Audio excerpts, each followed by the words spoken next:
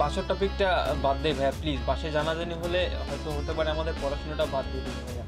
আচ্ছা বাসার টপিক বাদ দিলাম, তাতে আমার লাভ কি? আচ্ছা ওয়েট, তোরা এক কাজ কর, আমাকে 20,000 টাকা দে আর এখান থেকে কেটে পর, ব্যাপারটা এখান থেকেই ফিনিশ। টাকা বের কর।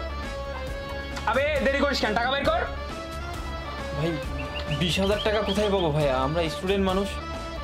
তাইলে আর কি, তোদের ভিডিওটা ভাইরাল করে দেই, তোদের বাপ মাকে আর আমার লাগবে না, তোদের বাপ মাকে এমনি সবাই খুঁজে নি।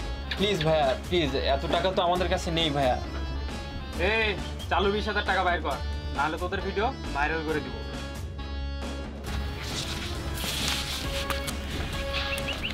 আমার বিকাশে 20,000 টাকা আছে, আমি ওনাকে পাঠিয়ে দিই। জান, তুমি কেন টাকা দিবা? তুমি দাও, আমি ওনার সাথে একটু কথা বলি। কথা বলে কিছু একটা ব্যবস্থা করে নিব আমি, তুমি টেনশন করো না। এই রিস্ক নেওয়া যাবে না, উনি যদি ভিডিও